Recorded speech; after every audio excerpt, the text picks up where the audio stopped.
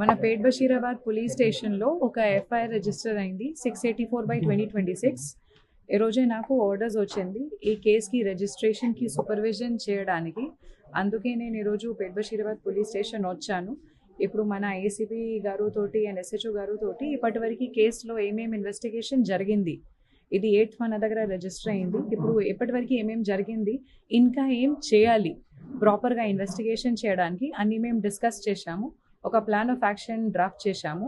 అదే ప్రకారంగా రేపు కూడా ఇది కంటిన్యూ అవుతుంది. విక్టిమ్ స్టేట్మెంట్ ఆల్రెడీ ఒకసారి రికార్డ్ అయింది, అది కూడా నేను చదివాను.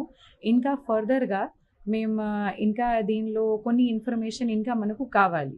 అందుకే మేము మళ్ళీ ఒకసారి ఆమెతోటి మాట్లాడతాం. ఇది మనకు అతను దొరికితే, అతనికి ఆఫెన్స్ ప్రూవ్ అయితే మేము ఖచ్చితంగా అరెస్ట్ చేస్తాం. ఒక పాక్సో కేసు మన దగ్గర రిజిస్టర్ అయింది. పాక్సో కేసు రిజిస్టర్ అయిన తర్వాత ఇప్పటివరకు చట్టం ప్రకారంగా ఏమేం కేసులు చేయాలి, లాస్ట్ 1-2 డేస్లో కూడా మన వాళ్ళు చాలా ప్రయత్నం చేసి అన్ని డాక్యుమెంటేషన్ కలెక్ట్ చేశారు. అక్యూజ్ గురించి కూడా మేము ఇప్పుడు ఇన్ఫర్మేషన్ సిడిఆర్ నుంచి మేము ప్రయత్నం చేస్తున్నాము. మనకు దొరికితే అతన్ని మేము ఖచ్చితంగా పట్టుకుంటాం. నా కోసం ఇది మన పోలీస్ స్టేషన్లో ఒక పాక్సో కేసు రిజిస్టర్ అయింది. ఇది విక్టిమ్కి ప్రాపర్గా జస్టిస్ ఇవ్వడానికి మన బాధ్యత ఉంది. కేస్ కంప్లైంట్లో ఏమేమి ఉంది అది అన్నీ వెరిఫై చేసి ప్రాపర్గా ఇన్వెస్టిగేషన్ మేము చేస్తాము.